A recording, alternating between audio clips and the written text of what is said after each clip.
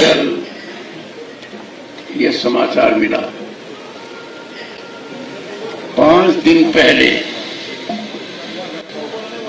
चौधरी साहब से मेरी बात हुई थी। मेरे स्वास्थ्य का पूछ रहे थे, मेरी चिंता ज्यादा कर रहे थे। 35 साल पहले का वो दिन जब बीज के रूप में चौधरी साहब ने ताऊ देवीलाल जी के आशीर्वाद से मुझे समझाया कि प्लीडर का पी हटा दो। मैंने कहा मैं प्लीडर हूं, का पी हटा दो। और जो यात्रा शुरू हुई, मेरा हाथ पकड़कर, अर्थबल देकर, दर्शन देकर 9th लोकसभा में निर्वाचित करवाकर, मंत्री पद देकर मैं भूल नहीं सकता। जब भी मौका मिला मुझे आशीर्वाद मिला। राज्यपाल का पद ग्रहण करते ही मैंने आपका आशीर्वाद लिया, आपके निवास पर जाकर।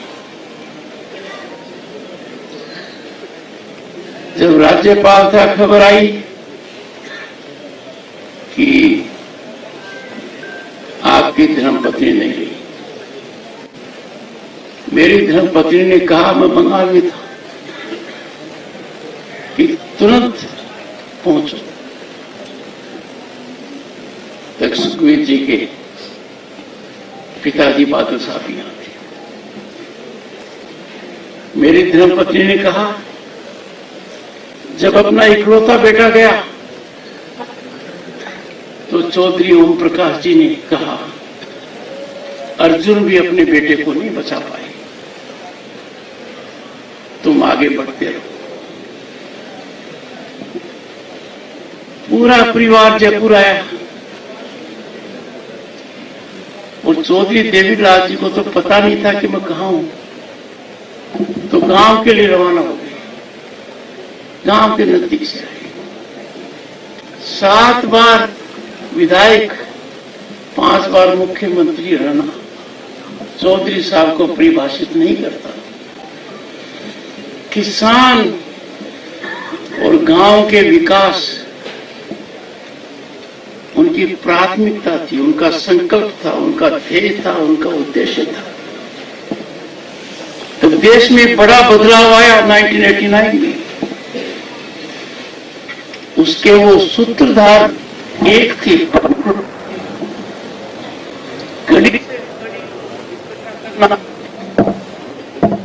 उन्होंने किया था, कुछ भी परिस्थिति हो, कुछ भी हालात हो, किसान हित और ग्रामीण विकास को नहीं छोड़ा। कराया, आपको भी कराया।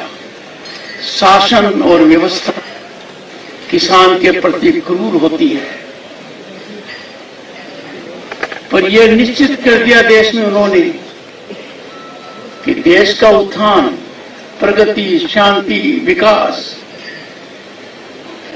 किसान के विकास से जुड़ा हुआ है, गांव के विकास से जुड़ा हुआ है। कोई ऐसा मौका नहीं आया जब उन्होंने मेरी चिंता नहीं की। जब पहली बार राज्यपाल के बाद उनके दर्शन किए, आशीर्वाद लिया, तो मेरे गले में थोड़ी खराश थी। उसी समय एक विशेष प्रकार के लड्डू बने हुए थे। उन्होंने कहा, पैक कर दो, एक यहां खाकर जाओ। नीचे गया तो देखा एक पूरी की पूरी टोकरी मेरी गाड़ी में रखी गई थी। उपराष्ट्रपति के रूप से पुराने निवास पर आशीर्वाद दिया, जबकि मैंने कहा मैं खुद आऊंगा, और नए निवास में भी आए। ऐसा प्रखर वक्ता, ऐसा स्पष्ट वाद करने वाला व्यक्ति, ऐसा निर्भीक व्यक्ति, ऐसी रीढ़ वाला व्यक्ति ग्रामीण व्यवस्था के प्रति समर्पित रहा है। मेरी तरफ से इनको सच्ची श्रद्धांजलि एक ही होगी कि इन्होंने जो दार्शनिक रूप अपनाया, संकट झेले, व्यवस्था की क्रूरता देखी, वो एक प्रासंगिक है कि किसान को चुनौती कोई भी दे देता है, सब एकत्र हो जाते हैं। ये संकल्प लेने का कि आप और आप जैसे चौधरी देवीलाल बात करो, उनसे पहले से करो, उन्होंने हमें पाठ पढ़ा।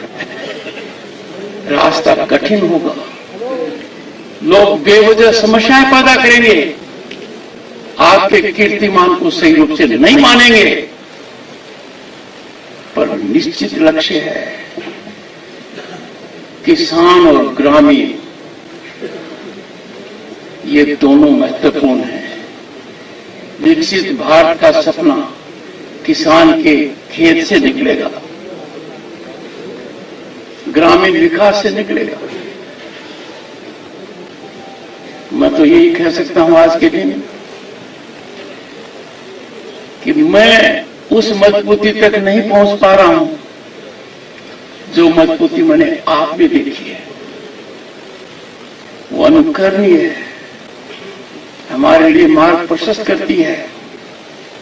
संकट आएंगे, कठिनाइयां आएंगी, पर किसान के साथ संवाद, किसान के हित की बात करना, किसान के हित को आगे बढ़ाना, किसान के हित को अपने मन में रखना, किसान का हित मतलब देश का हित, देश का विकास।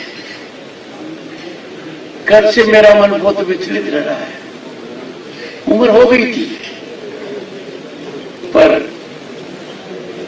प्रेरणा स्वरूप व्यक्तित्व जब जाता है, बड़ी रिक्तता आती है। और आज के दिन मेरा तो यही संकल्प है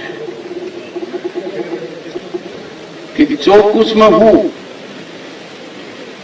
उसका निर्णय आपने, जब मैंने औरों को मना कर दिया था, बता रहा हूं, दो बड़े महानुभाव की मैं तो वकालत ही करना चाहूंगा। आपने कहा निर्णय मैंने ले लिया है,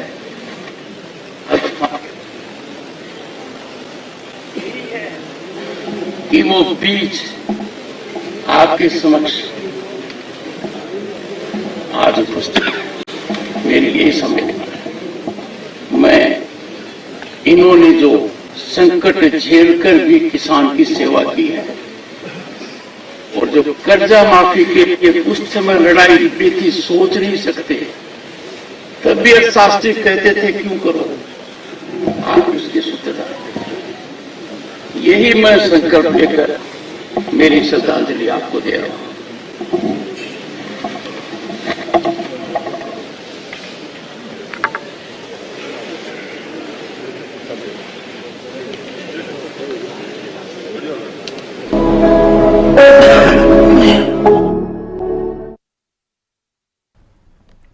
उपराष्ट्रपति जगदीप धनखड़ को आप सुन रहे थे।